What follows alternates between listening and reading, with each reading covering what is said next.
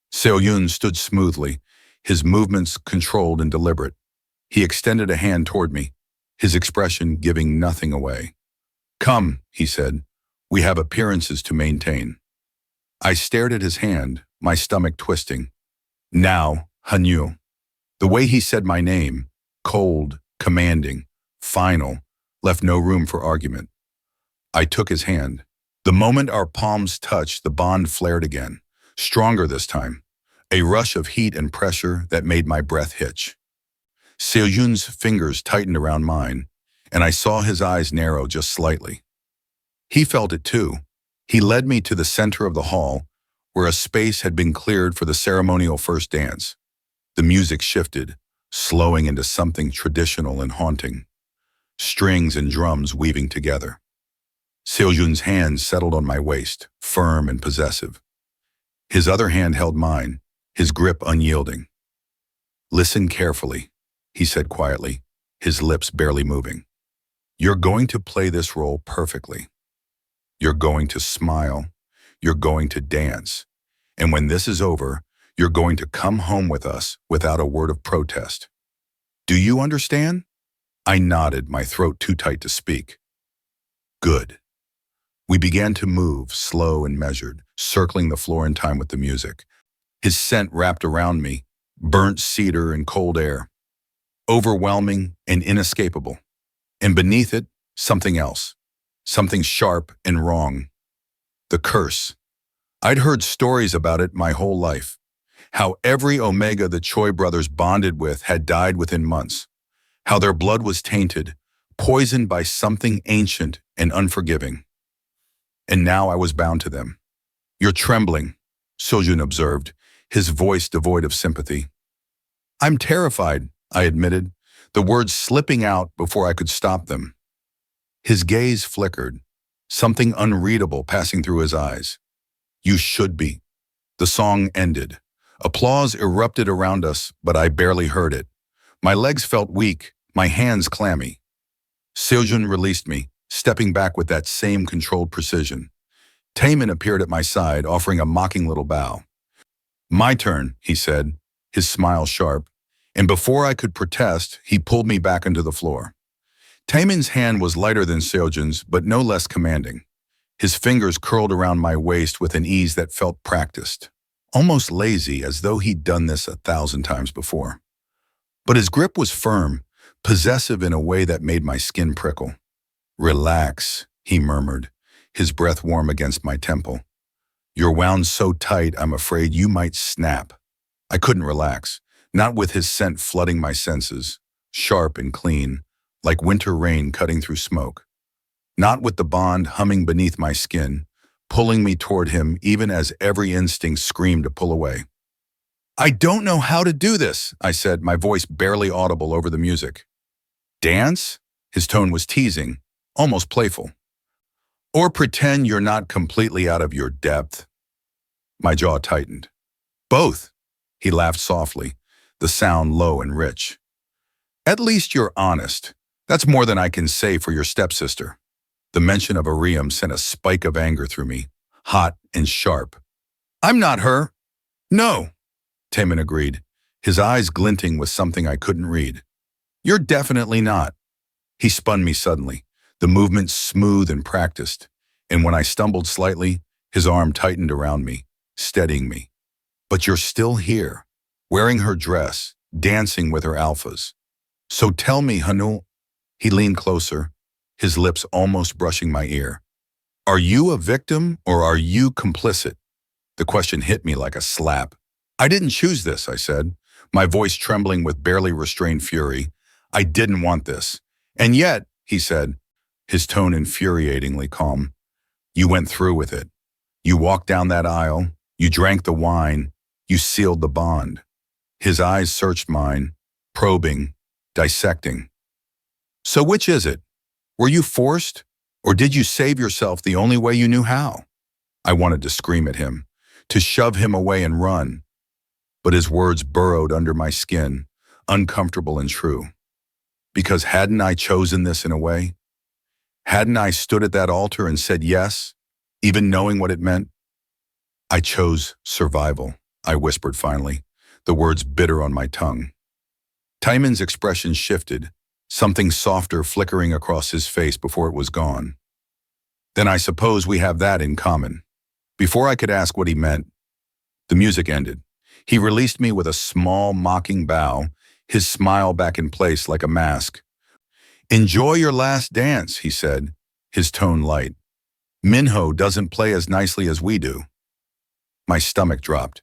I turned, and there he was. Minho stood at the edge of the dance floor, his hands shoved into his pockets, his jaw clenched tight. Unlike his brothers, he made no effort to hide his anger. It radiated off him in waves, hot and suffocating. When our eyes met, something dark and unreadable passed through his gaze. He didn't move. For a moment, I thought he might refuse, that he'd turn and walk away, leaving me standing alone in front of hundreds of guests. But then he stepped forward, slow and deliberate, closing the distance between us with a predator's grace. He didn't offer his hand. He didn't bow. He just stopped in front of me, so close I had to tilt my head back to meet his eyes. "I didn't want this," he said, his voice low and rough. "I never wanted to bond. Not with Ariam. Not with anyone." My breath caught. "Then why did you—" "Because I don't have a choice either." His words were sharp, cutting. "None of us do. The curse doesn't care what we want. It takes and takes until there's nothing left."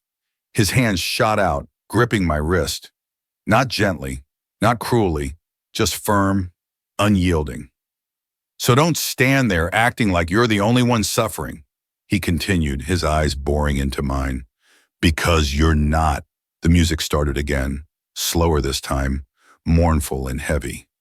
Minho pulled me against him without warning, his arm locking around my waist. I gasped, my hands instinctively pressing against his chest to create distance, but he didn't budge. "Dance," he ordered, his voice flat, "or everyone will know something's wrong." I forced my feet to move, letting him guide me across the floor. But unlike his brothers, Minho didn't try to make it look graceful. His movements were stiff, mechanical, like he resented every second of this. "You smell different," he said suddenly, his brow furrowing. "Not like Ariam." My pulse quickened. "I told you, I'm not—" "I know you're not her," he interrupted, his tone sharp. "But your scent—" He paused, his jaw working. "It's stronger, sweeter, like—" He stopped himself, his expression darkening further. "Like what?" I asked, my voice barely above a whisper. He didn't answer. Instead, his grip on my waist tightened, and I felt it, the bond flaring between us, hot and electric. It wasn't gentle like with Seojun or teasing like with Taemin. This was raw, unfiltered, almost violent in its intensity. I gasped, my knees buckling slightly, and Minho's arm locked around me, holding me upright. "What?" My voice broke. "What is that?" His eyes widened, and for the first time, I saw something other than anger in his gaze. Fear. "The curse," he said quietly, his voice strained. "It's reacting to you." My blood ran cold. "What does that mean?" "It means," he said, his jaw clenching, "that you're not supposed to be here. The bond—" He shook his head, his expression twisting with something between frustration and panic. "It's wrong. All of this is wrong." The music swelled, the final notes echoing through the hall. Minho released me abruptly, stepping back as though I'd burned him. His chest rose and fell rapidly, his hands curling into fists at his sides. "Stay away from me," he said, his voice low and dangerous. "If you know what's good for you, you'll stay as far away from all of us as possible." Before I could respond, he turned and walked away, disappearing into the crowd. I stood frozen in the center of the dance floor, my heart racing, my body trembling. The applause started again, but it sounded distant, muffled, like I was underwater. Seojun appeared at my side, his hands settling on my lower back. His touch was firm, grounding. "Time to leave," he said quietly. "The car is waiting." I looked up at him, my throat tight. "Where are we going?" His expression was unreadable. "Home." The word felt like a cage closing around me. Seojun guided me through the crowd with practiced ease, his hand never leaving my back. Taemin fell into step beside us, his expression carefully neutral. Minho was nowhere to be seen. Guests parted for us, bowing and offering congratulations I couldn't hear over the roaring in my ears. My stepmother caught my eye as we passed. Her smile was tight, satisfied, as though she'd won some unspoken battle. I wanted to hate her, to scream at her for what she'd done. But all I felt was emptiness. We stepped outside into the cool night air and I saw it. A sleek black car waiting at the bottom of the steps, its engine purring softly. Seojun opened the door, gesturing for me to get in. I hesitated, my feet rooted to the ground. "Get in the car, Hanul," Seojun said, his voice calm but edged with steel. I looked back at the hall, at the life I was leaving behind. Not that it had ever truly been mine. Then I looked at the car, at the darkness waiting inside, and I realized I had no choice. I never had. I climbed into the car. Taemin slid in beside me, his body close enough that our shoulders touched. Seojun took the seat across from us, his eyes never leaving my face. The door closed with a soft click, and as the car pulled away from the hall, from the guests, from everything I'd ever known, I felt the bond tighten around my chest like a noose. I was theirs now, whether I wanted to be or not. The car's interior was suffocating. Leather seats, tinted windows, the faint scent of expensive cologne mixing with something darker, burnt cedar, winter rain, and that metallic edge I couldn't name.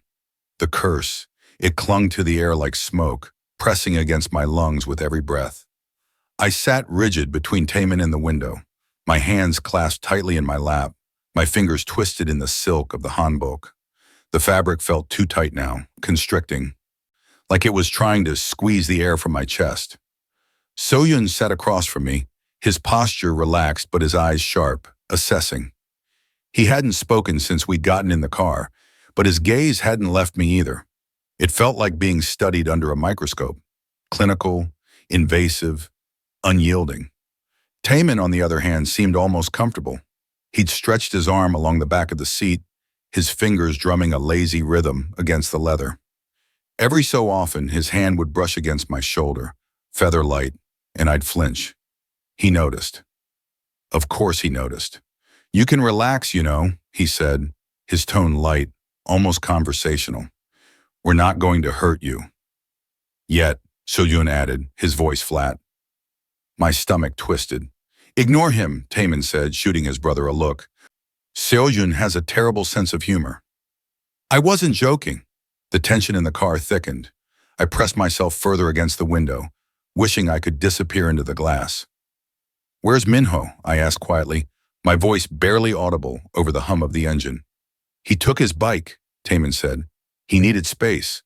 "From me." It wasn't a question, but Taemin answered anyway. "From all of this." He tilted his head, studying me with that same probing intensity. "Minho doesn't handle change well, or betrayal, or anything that disrupts his carefully constructed walls." "I didn't betray anyone," I said, my voice sharper than I intended. "I was forced into this just like you were." "Were we, though?" Seojun leaned forward slightly, his elbows resting on his knees. "Because from where I'm sitting, you're the one who showed up at our wedding wearing someone else's identity. You're the one who sealed a bond under false pretenses. So forgive me if I'm not convinced of your innocence." Heat flooded my cheeks, anger and shame warring inside me. "You think I wanted this? You think I wanted to be sold off to 3 alphas I've never met? To be bound to a curse that's killed every omega before me?" The words tumbled out before I could stop them, raw and jagged. Silence fell. Seojun's expression didn't change, but something flickered in his eyes. Something that might have been surprise, or recognition, or both. Taemin's drumming stopped. "So you know about the curse," Seojun said finally, his voice measured. "Everyone knows about the curse," I said, my throat tight. "It's all anyone talks about when they mention the Choi family. How you're powerful, how you're dangerous, how every omega you've ever bonded with has died. And yet you still said yes," Taemin pointed out, his tone softer now, almost curious. "Why?" I looked down at my hands, at the way my fingers trembled. even though I tried to hold them still. Because my stepmother told me that if I didn't, she'd make sure I had nothing. No home, no family, no future. My voice cracked, and I hated myself for it. And my father, he didn't even look at me. He just nodded, like selling me off was the easiest decision he'd ever made. The admission hung in the air, heavy and raw. When I finally looked up, I found both of them watching me with expressions I couldn't quite read. "Your family sounds delightful," Taemin said dryly. "They're not my family," I said quietly. "Not anymore." Seojun leaned back, his gaze still fixed on me. "Then what are you, Hanu? If you're not a Reum and you're not part of your family, what does that make you?" The question felt like a trap, but I answered anyway. "I don't know." "Well," Taemin said, his smile returning, though it didn't reach his eyes. "I suppose that makes you ours now, for better or worse." The words sent a chill down my spine. The car turned sharply, and I grabbed the edge of the seat to steady myself. Through the window, I caught glimpses of the city falling away, replaced by dense forest and winding roads that climbed higher into the mountains. "How far is your house?" I asked, trying to keep my voice steady. "Estate," Seojun corrected. "And we're almost there." Almost there. The words should have brought relief, but instead they only tightened the knot in my chest. "What happens when we get there?" I asked, my voice small. Taemin's expression softened, just slightly. "We figure out what to do with you." "And the bond," Seojun added. "We need to understand why it reacted the way it did." My pulse quickened. "What do you mean?" Seojun's eyes narrowed. "You felt it during the ceremony, when you drank the wine. The bond didn't just form, it latched on. Hard. Faster than it should have." "That's not normal," Taemin said, his tone losing its playfulness. "Even for an SS Omega." I swallowed hard, my throat dry. "I don't understand." "Neither do we," Seojun said, "which is why we need answers, and you're going to help us find them." Before I could respond, the car slowed, turning through a set of tall iron gates that opened automatically. Beyond them, a long driveway stretched into the darkness, lined with trees that seemed to close in around us. And then I saw it. The estate. It loomed out of the shadows like something from a dream, or a nightmare. Traditional Korean architecture blended with modern steel and glass, creating a structure that felt both ancient and contemporary. Multiple buildings sprawled across the property, connected by covered walkways and stone paths. Lanterns glowed softly along the pathways, casting warm light against the darkness. It was beautiful, and it felt like a prison. The car stopped in front of the main entrance, and Seojun opened his door, stepping out with fluid grace. Taemin followed, then turned back to offer me his hand. I stared at it for a moment, my heart pounding. "Come on," he said gently. "Standing here won't make it easier." I took his hand and he pulled me out of the car. My legs felt weak, unsteady, and I stumbled slightly. Taemin's arm wrapped around my waist, steadying me. "Easy," he murmured. "You're still wearing those ridiculous ceremonial shoes." I looked down at the embroidered slippers, delicate and impractical, and almost laughed. Almost. The front door opened, and a woman stepped out. She was older, maybe in her 50s, with sharp eyes and a no-nonsense expression. She wore a simple black dress, her hair pulled back in a tight bun. "Welcome home," she said, her voice formal but not unkind. Her gaze swept over me, assessing before returning to Seojun. "I've prepared the east wing as instructed."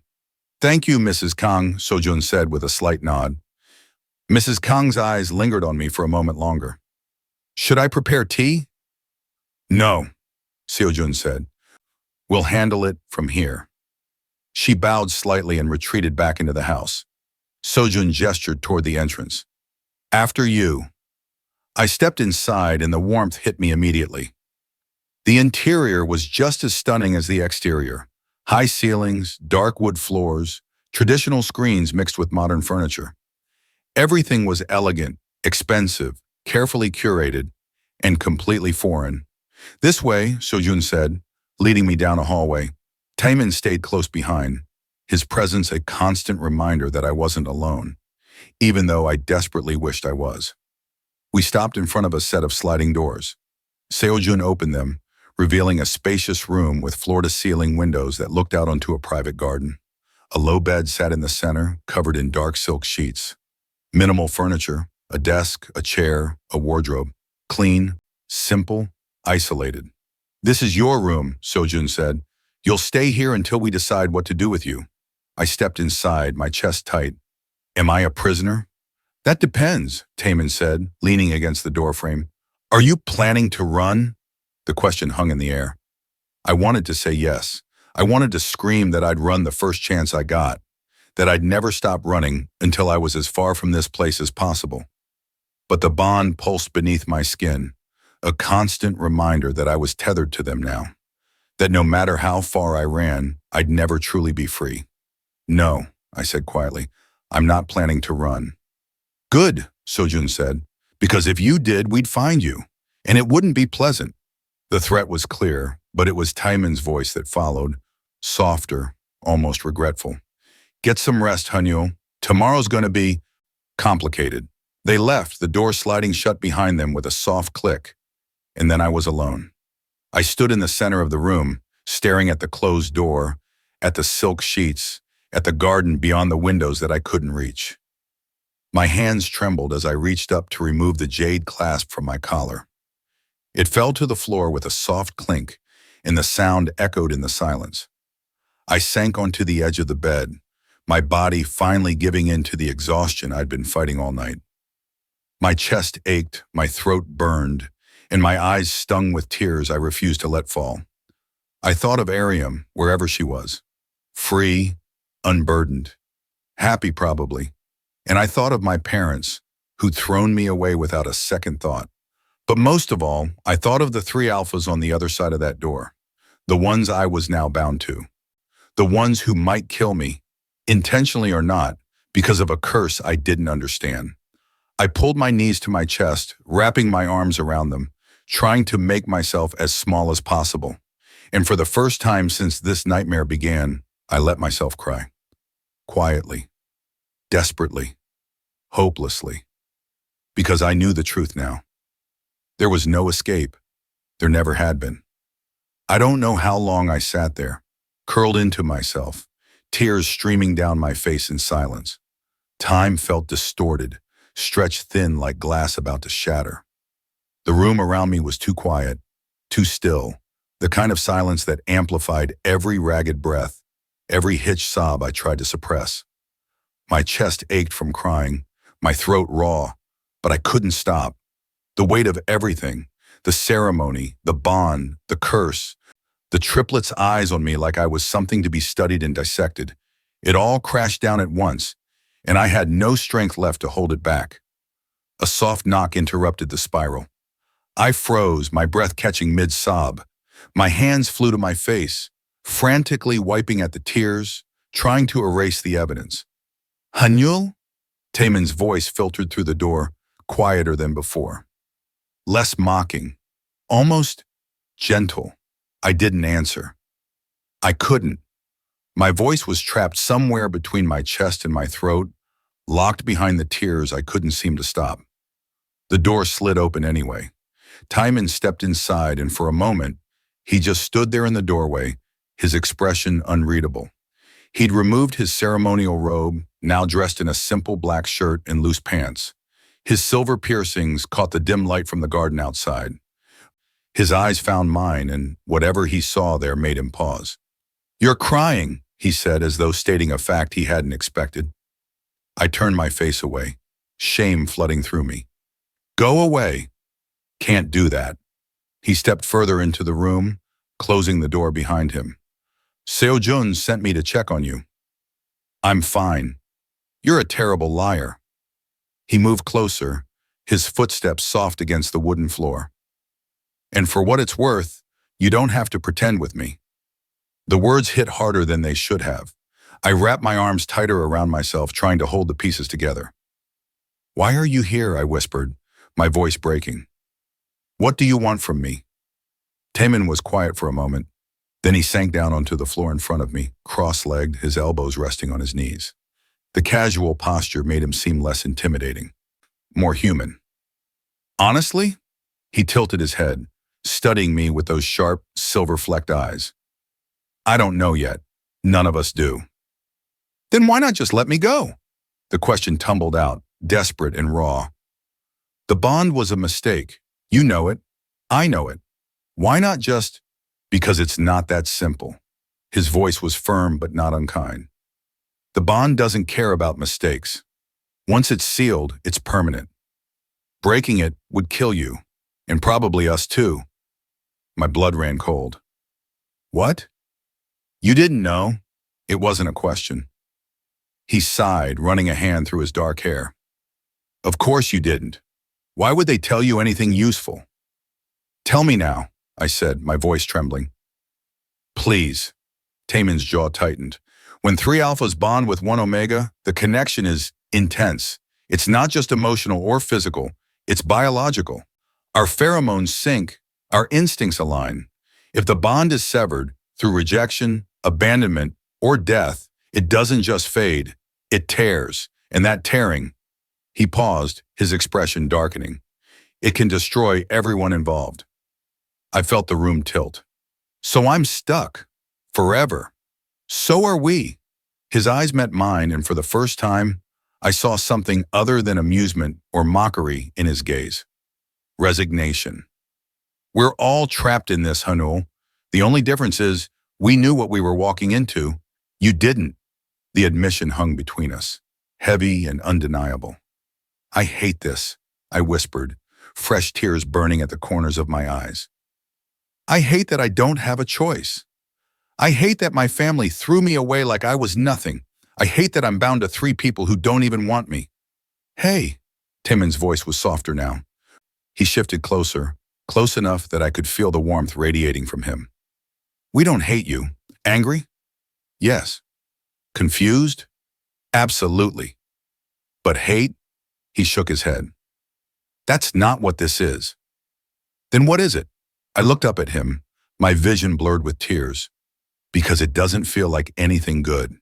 He was silent for a moment, his gaze searching mine. Then slowly, carefully, he reached out and brushed a tear from my cheek with his thumb. The touch was feather-light, almost reverent. I don't know yet, he said quietly, but I think maybe we can figure it out. Together.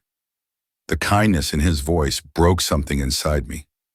A sob escaped before I could stop it, and then another, and suddenly I was crying again, harder this time, my shoulders shaking with the force of it. Taemin didn't move away. Instead, he shifted closer, his hands settling gently on my shoulder. It's okay, he murmured. Let it out. And I did. I cried for the life I'd lost, for the family that never loved me, for the future I'd never have. I cried until my chest ached, and my throat was raw, and there were no tears left. When I finally stilled, exhausted and hollow, Taemin was still there.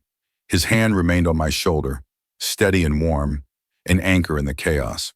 Better, he asked softly. I nodded, not trusting my voice. He stood slowly, then held out his hand. Come on, you need to get out of that dress. I looked down at the ceremonial hanbok, now wrinkled and stained with tears. The beautiful ivory silk felt like a costume I couldn't wait to shed. I don't have anything else, I said quietly. We'll find you something. He gestured toward the wardrobe. Mrs. Kang probably stocked it already. She's efficient like that. I stood on shaky legs and walked to the wardrobe, pulling it open. Inside, I found simple clothes, soft cotton shirts, loose pants, a few sweaters. Everything in neutral colors, nothing flashy or decorative. It was more consideration than I'd expected. I pulled out a shirt and pants, then hesitated, glancing back at Taemin. He raised his hands in mock surrender. I'll turn around. Thank you, I whispered. He turned his back, and I quickly changed out of the hanbok, my fingers fumbling with the ties and clasps. The simple clothes felt like a relief, soft and unrestricting against my skin. Done, I said quietly. Taemin turned back around, his gaze sweeping over me briefly before he nodded. Better. A moment of silence passed between us. Less heavy than before, but still weighted with everything unsaid. You should try to sleep, he said finally.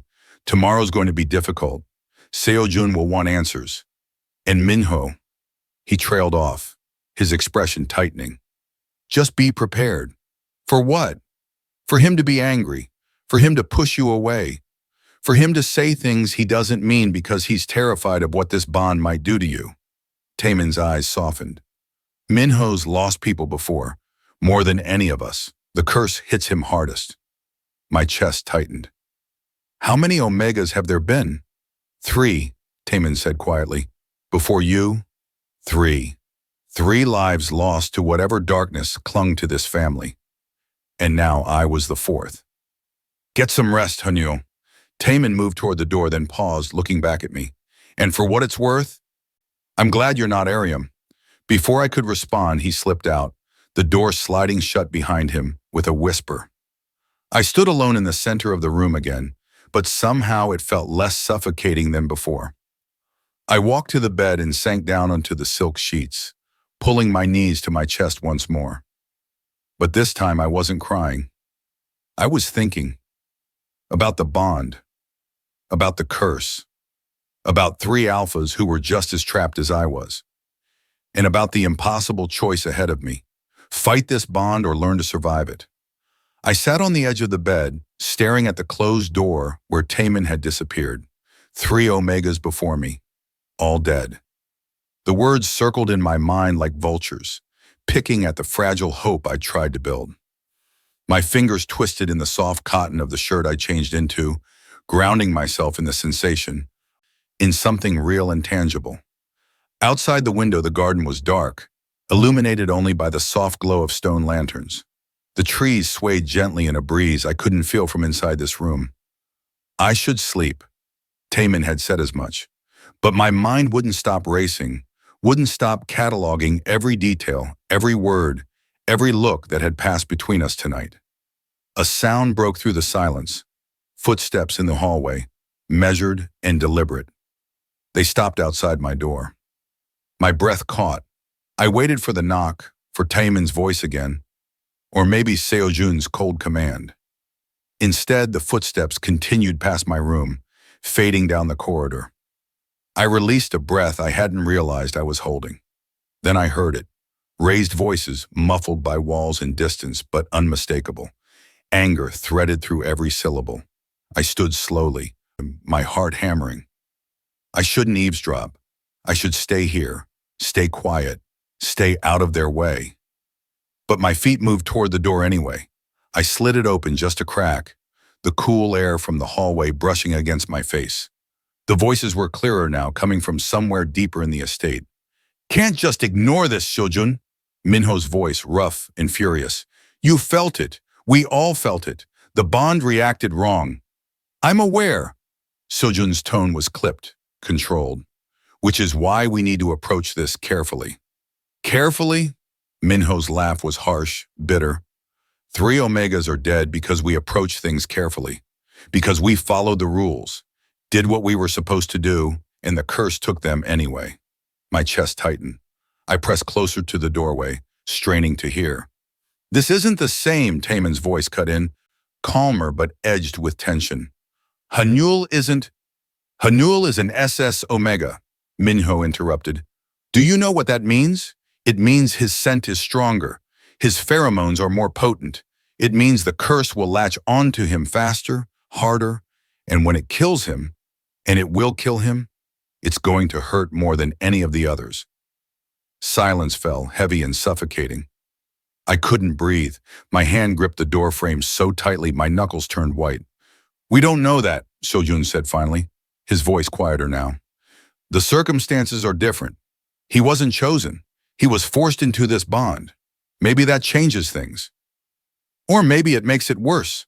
Minho's voice cracked, and beneath the anger, I heard something else. Pain, raw and bleeding. Maybe the curse doesn't care about circumstances. Maybe it just takes another silence. I won't watch another Omega die because of us, Minho continued, his voice dropping to something almost desperate. I won't do it again. Then what do you suggest? Taemin asked, his tone careful. We can't break the bond. That would kill him for certain.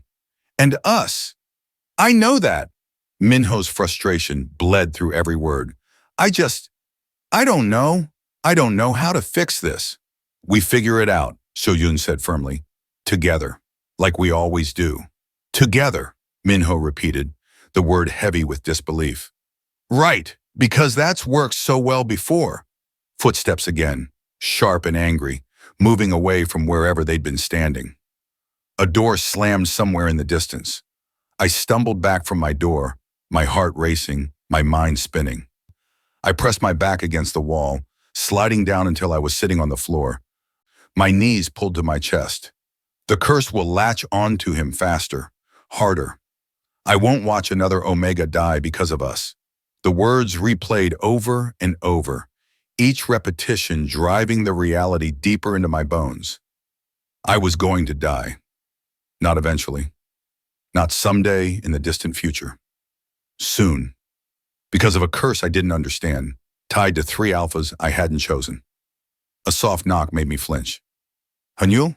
Seojun's voice quiet and controlled. I know you're awake. I didn't answer. I couldn't.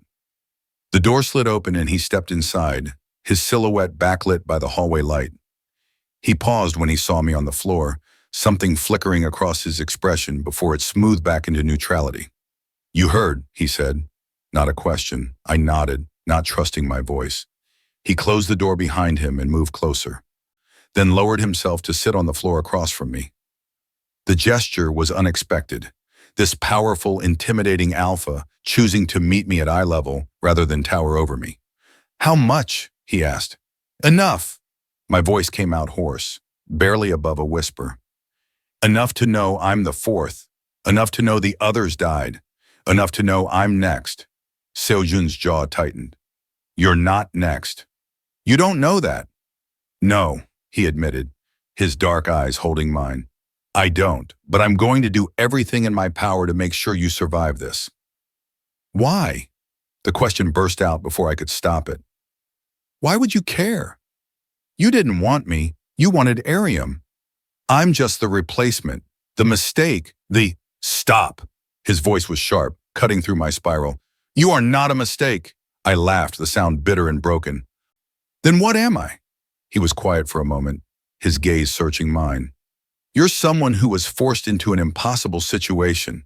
Someone who survived more in one night than most people face in a lifetime. Someone who's scared but still standing. He paused. You're stronger than you think, Hanyul. The sincerity in his voice made my throat tighten. I don't feel strong, I whispered. I feel like I'm drowning. Then let us help you stay afloat. He shifted closer, his presence solid and grounding. You're not alone in this. Not anymore. But the curse has taken enough from us, Seojun said, his voice hardening. I won't let it take you too. None of us will. I wanted to believe him, desperately, but fear coiled around my chest like a living thing, squeezing tighter with every breath. Tell me about them, I said quietly. The other Omegas. What happened? Seojun's expression darkened, his gaze dropping to his hands. For a long moment, I thought he wouldn't answer. Then he spoke, his voice low and heavy. The first was Minji. We were younger, barely 20. She was kind, gentle. The bond formed quickly, and for 3 months, everything seemed right. Then she started getting sick. Headaches, fatigue. We thought it was just stress, adjusting to the bond. He paused, his jaw clenching. She collapsed one morning. By the time we got her to the hospital, her organs were shutting down. The doctors couldn't explain it. She died 2 days later. My chest ached. And the others? Yunho lasted 5 months. He was stronger, fought harder. But the curse found him anyway. Seoyun's hands curled into fists. And Unji, she only made it 6 weeks. 6 weeks. The number echoed in my mind, terrifying and final. What causes it? I asked, my voice trembling. The curse. We don't know. Our family has searched for answers for generations. Shamans, doctors, researchers. No one can break it. All we know is that it's tied to our bloodline, passed down through the Choi family for over 200 years. Every set of triplet alphas bears it. And every omega bonded to them dies. Then why bond at all? The question came out sharper than I intended. Why keep doing this if you know what happens? Seojun's eyes met mine, and in them, I saw something I hadn't expected. Guilt. Because we have to, he said quietly. Without a bond, we become unstable, violent. The curse turns inward, and we destroy ourselves and everyone around us. The bond is the only thing that keeps us human. The weight of his words settled over me like a shroud. So it's a choice, I said slowly, between your lives and ours. Yes. The honesty was brutal, final. We sat in silence, the truth hanging between us like a blade. Finally, Seojun stood, offering me his hand. You should rest. Tomorrow we'll start looking for answers, real ones. I took his hand, letting him pull me to my feet. His grip was firm, steady, and when he didn't immediately release me, I looked up at him. I meant what I said, Hanul. We won't let the curse take you, not without a fight. I wanted to believe him. I needed to believe him. Because the alternative was accepting that I had 6 weeks, maybe less, to live. Seojun left and I climbed into bed, pulling the silk sheets around me. But sleep didn't come. Instead, I lay awake staring at the ceiling, counting the days I might have left.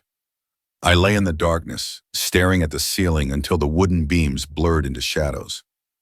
My mind wouldn't stop. It circled the same thoughts over and over. 3 months, 5 months, 6 weeks.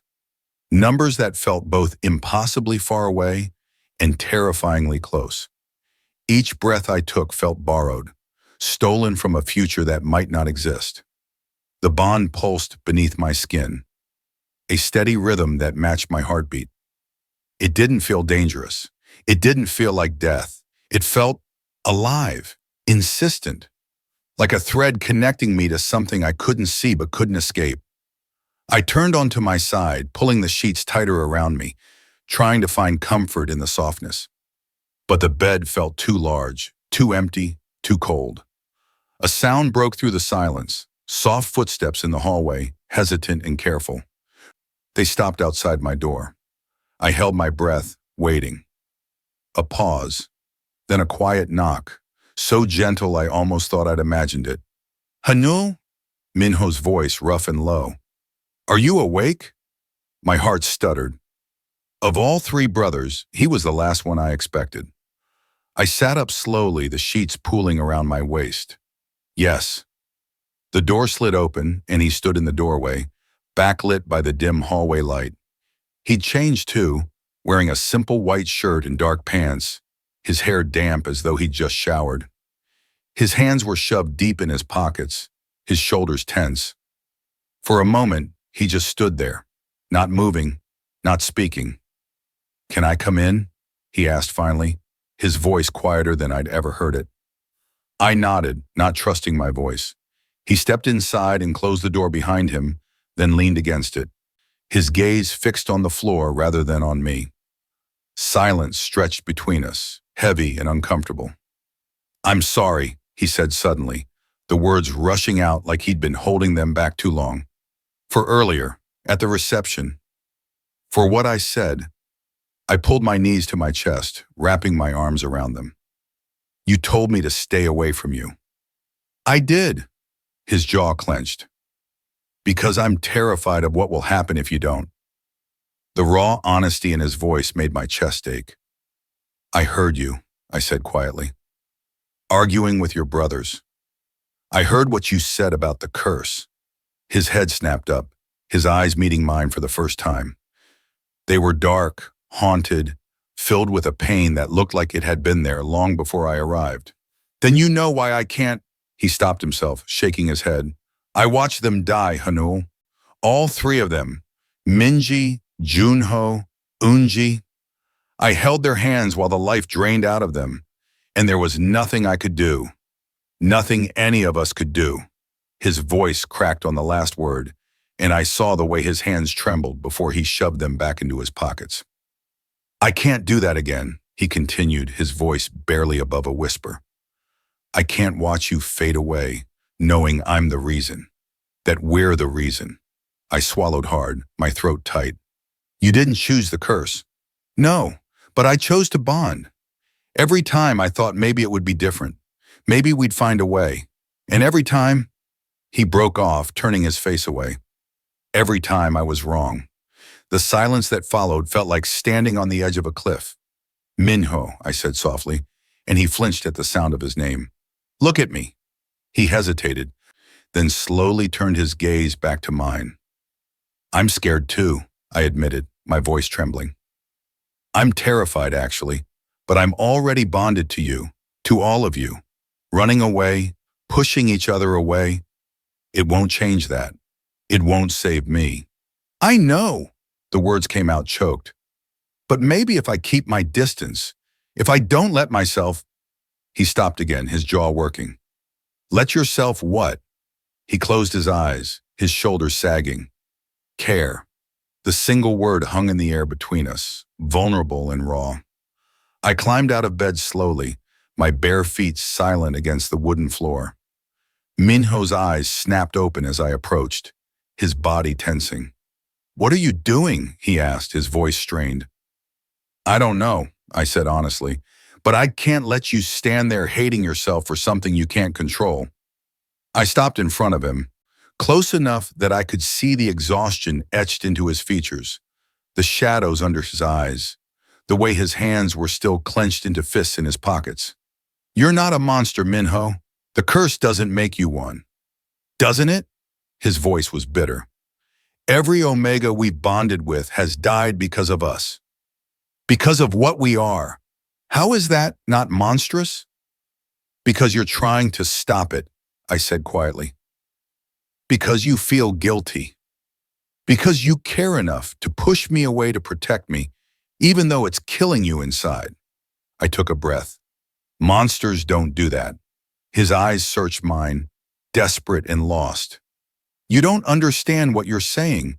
You don't know what it's like to feel helpless, to be thrown into something you never wanted, to know you might die and there's nothing you can do about it. I met his gaze steadily. I think I understand better than you realize. Something in his expression cracked. The anger, the fear, the walls he'd built.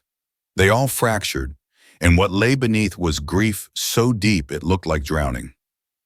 I don't want you to die, he whispered, his voice breaking. I don't want to lose you too. Then don't give up on me before we've even tried. The words hung between us, fragile and fierce.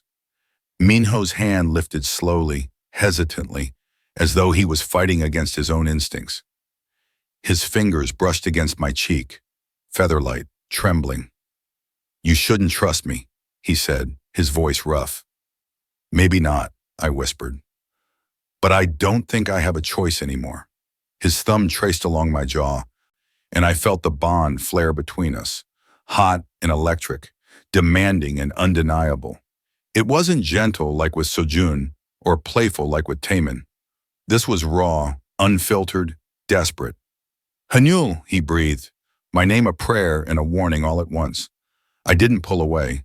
Instead, I leaned into his touch, closing the distance between us until I could feel the heat radiating from his body, could see the conflict warring in his eyes. It's okay, I whispered, to care. It's okay. Something inside him broke. His other hand came up to cup my face, and then his lips were on mine. Not harsh or demanding, but achingly gentle, as though I were something precious he was terrified of breaking. The kiss was nothing like I'd expected. It was soft, reverent, filled with all the words he couldn't say, and beneath it, I felt the bond surge, wrapping around us both, pulling us closer. When we finally broke apart, his forehead rested against mine, his breath ragged. I'm still scared, he admitted, his voice barely audible. So am I whispered back, his arms wrapped around me, pulling me against his chest. I could feel his heartbeat, rapid and strong, matching the frantic rhythm of my own. We stood like that for a long moment, holding each other in the darkness, two people trying to find solid ground in the middle of a storm. Stay, I said quietly. Please. I don't want to be alone tonight. Minho pulled back just enough to look at me, his eyes searching mine. Then slowly he nodded. He led me back to the bed, and we lay down together, his arms still wrapped around me. His warmth seeped into my skin, chasing away the cold fear that had settled in my bones.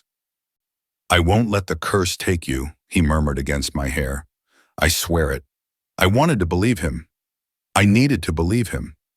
So I closed my eyes and let myself pretend, just for tonight, that promises were enough. That love could be stronger than a curse. That maybe, just maybe, I'd survive this. Minho's warmth surrounded me, his arms a fortress I wanted desperately to believe in. His breathing had steadied, deep and even, his chest rising and falling against my back. His scent, pine and mountain air with that sharp metallic edge, wrapped around me like a second skin, both comforting and terrifying. I thought he'd fallen asleep. But then his voice cut through the darkness, quiet and rough.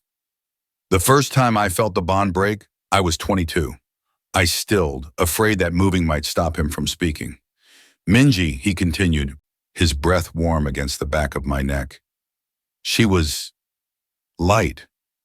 That's the only way I can describe her.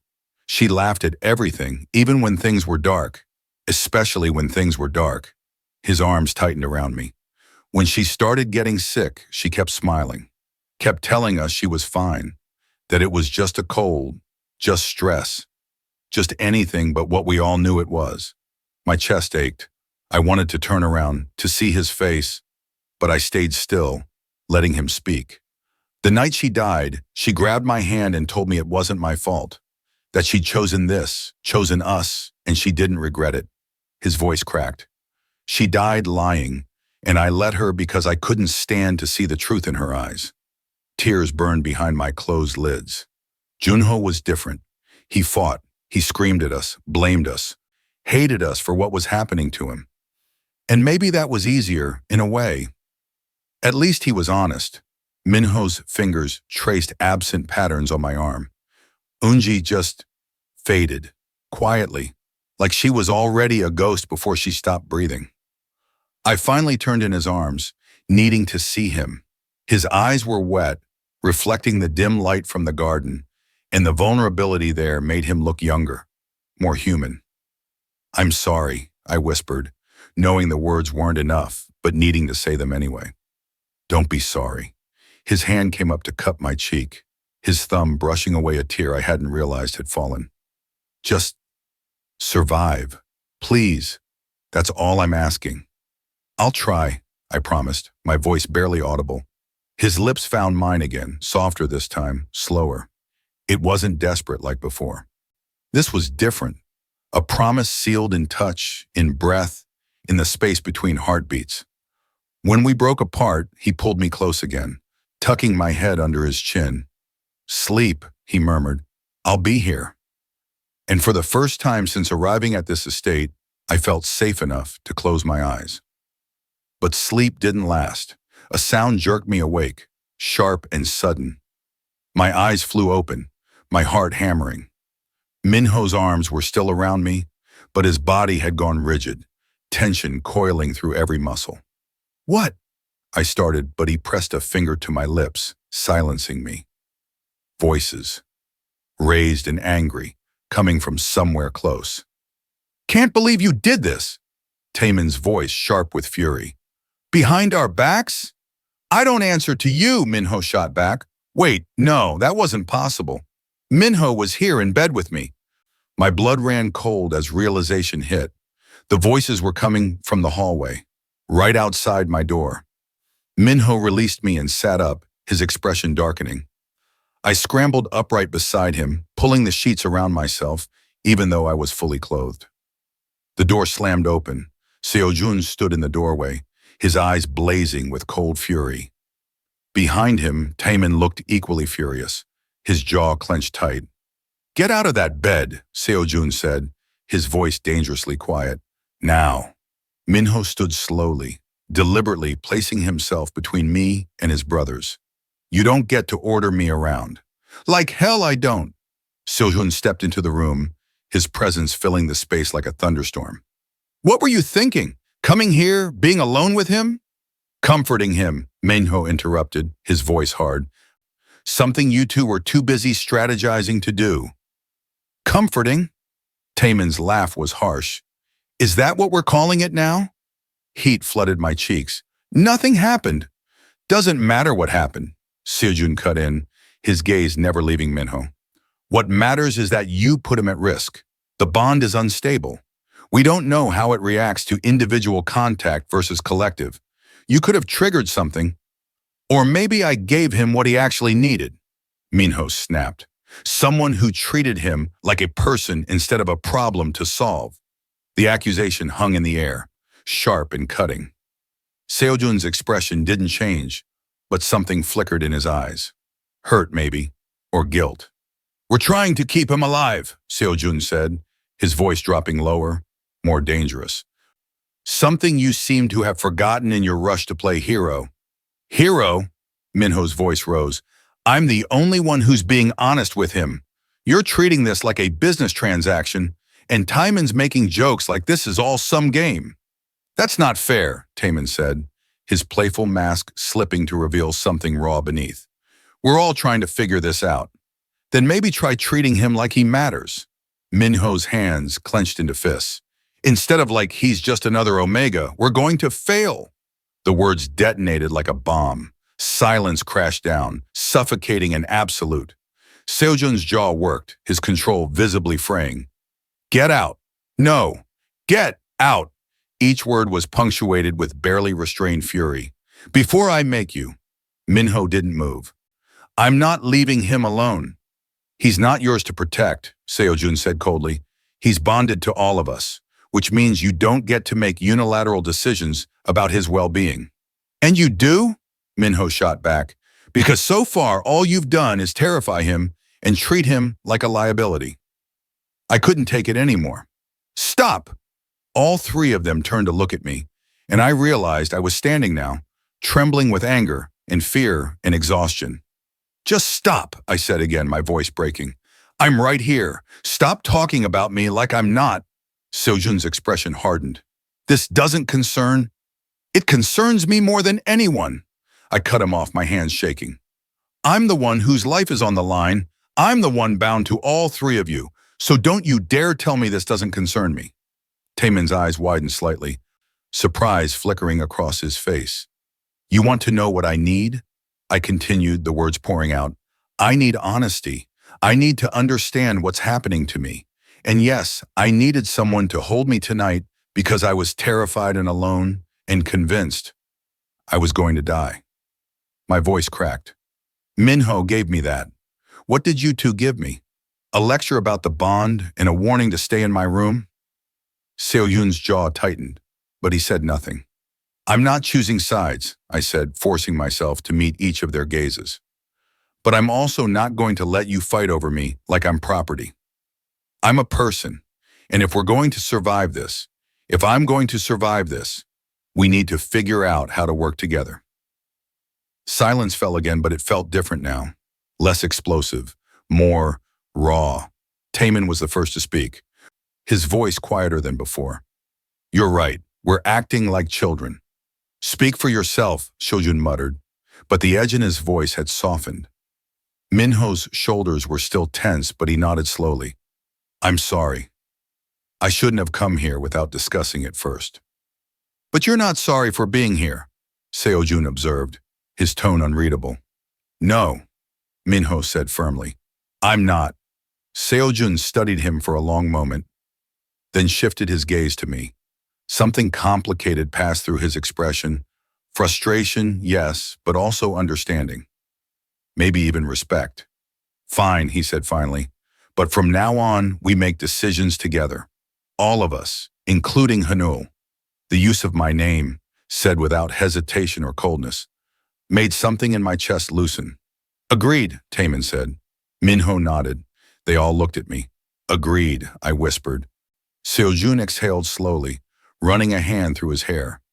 The gesture made him look almost human, almost vulnerable. It's late. We should all try to get some rest. I'll stay, Minho said immediately.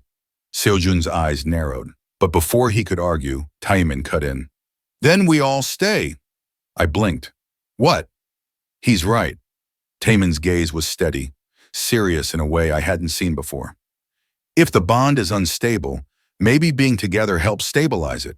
And if something happens, if the curse reacts, we should all be here. Seojun looked like he wanted to argue, but after a moment, he nodded curtly. Fine. My heart hammered as the reality sank in. All three of them, here, with me. The bed's not that big, I said weakly. Taemin's smile returned, but it was gentler now. We'll make it work. And they did. Somehow, impossibly, we all fit. Minho stayed where he was, his arms wrapped around me from behind. Taemin settled on my other side, close but not touching, his presence warm and steady. And Seojun. Seojun sat at the foot of the bed, his back against the wall, his watchful gaze never quite leaving me. It should have felt suffocating. It should have felt wrong. But instead, surrounded by their warmth, their sense, their steady breathing, I felt something I hadn't expected. Protected. Not safe, not yet. The curse still loomed like a shadow over all of us, but protected, wanted, seen. My eyes drifted closed, exhaustion finally winning. And as sleep pulled me under, I heard Seojun's voice, quiet and firm. We'll find a way, I promise. I wanted to believe him. I had to believe him, because the alternative was unthinkable. I woke to the sensation of being watched. Not in a threatening way, in a way that made my skin prickle with awareness, with the weight of 3 pairs of eyes tracking every breath I took. My eyes fluttered open slowly, adjusting to the soft morning light filtering through the windows. The garden outside was bathed in gold, the stone lanterns extinguished, replaced by natural sunlight that painted everything in warm hues. Minho was still behind me, his arm draped across my waist, his breathing deep and even. He was the only one still asleep. But Taemin sat cross-legged at the edge of the bed, his silver piercings catching the light, his expression softer than I'd ever seen it. And Seojun stood by the window, his back to us, his shoulders tense. You're awake, Taemin said quietly, a small smile tugging at his lips. I nodded, careful not to disturb Minho. How long have you been watching me? Long enough to realize you talk in your sleep. Heat flooded my cheeks. I do not. You do. His smile widened. Nothing embarrassing, just mumbling. Something about orchids and storms. My breath caught. Those were the symbols from my dreams. Fractured images of the greenhouse I'd glimpsed last night. Of thunder that sounded like my father's voice telling me I was worthless. Seojun turned from the window, his dark eyes finding mine. How do you feel? The question was clinical, but beneath it, I heard genuine concern. Tired, I admitted. Confused, scared. Honest, Seojun said with a slight nod. Good. We need honesty from here forward. Minho stirred behind me, his arm tightening briefly before he woke fully. He lifted his head, blinking against the light, then seemed to realize where he was and who was watching. Morning, he muttered, his voice rough with sleep. Morning, Taemin echoed, amusement dancing in his eyes. Sleep well, Protector? Minho shot him a look but didn't rise to the bait. Instead, he carefully extracted himself from me, sitting up and running a hand through his disheveled hair. We need to talk, all of us. Agreed, Seojun said, moving away from the window to sit in the chair near the desk. His gaze swept over all of us, assessing, calculating. We need a plan, a real one.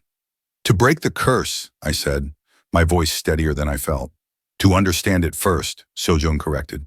Breaking it might not be possible, but surviving it, that's what we're going to focus on. Taemin shifted closer, his expression growing serious. There's something we haven't told you yet, Hanyul. Something we learned after Unji died. My pulse quickened. What? The 3 brothers exchanged glances, some silent communication passing between them. Finally, Seojun spoke. The curse isn't random. It's not just bad luck or genetic misfortune. It's targeted. Targeted how? I asked, my throat tight. It feeds on imbalance, Minho said quietly. On bonds that are one-sided, on omegas who are forced into relationships they don't want, or alphas who bond out of duty rather than choice. My blood ran cold. But I was forced. We know, Taemin interrupted gently, which is why we hope, that if we can change that, if we can make this bond something real, something chosen by all of us, maybe the curse won't have the same hold. I stared at them, my mind racing. You're saying the curse kills omegas who don't want to be bonded? Or who aren't fully accepted by their alphas, Seojun added. Minji wanted the bond, but we held back. We were scared, distant. By the time we realized what we needed to do, it was too late. And Junho, Minho continued, his voice strained, he wanted us to love him, but we couldn't. Not the way he needed. We tried, but it wasn't enough. Eunji never wanted any of this, Taemin said softly. She was arranged, just like you. She accepted the bond out of duty, and it killed her the fastest. The pieces clicked into place, horrifying and undeniable. So if I don't want this bond, I whispered, I'll die. No. Seojun's voice was firm, cutting through my panic. If we don't make you want this bond, you'll die. There's a difference. Taemin leaned forward, his eyes intense. We can't force you to care about us, Hanul. We can't make you feel something that isn't there. But we can try. We can show you that this doesn't have to be a prison, that we're not your enemies. And if it doesn't work, my voice cracked, if I try and it's still not enough, silence fell, heavy and suffocating. Then we find another way, Minho said finally, his jaw set. But we don't give up. Not on you, not on this. I looked at each of them, Seojun with his controlled intensity, Taemin with his guarded hope, Minho with his fierce determination. Three alphas bound to a curse that had already taken so much from them. Three alphas who were asking me to choose them. Not because I had to, but because I wanted to. I don't know if I can, I admitted, tears burning behind my eyes. I don't know if I can forgive my family for what they did. I don't know if I can trust that this is real. I don't know if I'm strong enough to. You are. Minho's hand found mine, his grip firm and warm. You're stronger than any of us. Taemin's hand settled on my other side, his touch gentle. We'll take it slow, one day at a time. No pressure, no expectations. Seojun stood and moved closer, crouching down so we were eye level. We failed the others, Hanul. We won't fail you. I swear it. The conviction in his voice made something crack open inside me. Something that had been locked tight since the moment my stepmother told me I was replaceable. Okay, I whispered, the word trembling but real. Okay, I'll try. Relief flooded through all three of them, visible and palpable. Seojun's hand came up to cup my cheek, his thumb brushing away a tear I hadn't realized had fallen. Thank you. Don't thank me yet, I said with a shaky laugh. I might be terrible at this. Impossible, Taemin said with a soft smile. You've already survived this long. Minho squeezed my hand. And we'll make sure you survive the rest. For the first time since this nightmare began, I felt something that wasn't fear or despair. Hope. Fragile, tentative, barely there, but hope nonetheless. Seojun stood, his expression shifting back to business. We start today. Research, consultations, anything we can find about the curse and how to counter it. And in the meantime, Taemin added, we get to know each other. Really know each other. Minho's lips curved into the faintest smile. No more secrets. No more secrets, I agreed. The four of us sat there in the morning light, bound together by circumstance and blood and a curse that wanted us dead, but also bound by something else, something growing in the spaces between fear and hope, something that might, just might, be strong enough to survive. Seojun moved toward the door, then paused, looking back at me. There's one more thing you should know. My heart stuttered. What? His dark eyes held mine, serious and unwavering. The curse reacts strongest during the first full moon after bonding. Ice flooded my veins. When's the next full moon? Taemin's expression darkened. Minho's grip on my hand tightened, and Seojun's voice was barely above a whisper when he answered. Tonight. Thank you for watching this story to the end. If you enjoyed this story, you will surely love the next one. It's as crazier and more intriguing as can ever imagine. So do check it out. If that ending wrecked you, hit subscribe. The next chapter drops soon.